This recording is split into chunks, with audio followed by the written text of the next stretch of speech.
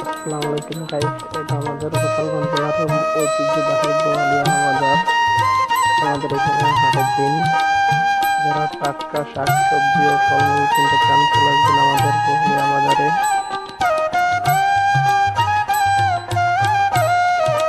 আমাদের এখানে হাটের দিন রবিবার এবং বুধবারে সপ্তাহে দুটো হাট মেলে। এখানে দূর দূরান্ত থেকে অনেক ক্রেতারা আসে, ক্রেতা এবং বিক্রেতারা আসেন ফলমূল কিনতে, শাকসবজি কিনতে। তো আপনারা যারা শাকসবজি কিনতে চান চলে আসবেন আমাদের বোয়ালিয়া বাজারে। এখানে টাটকা শাকসবজি এবং ফলমূল নিয়ে যাবেন। আসসালামু আলাইকুম।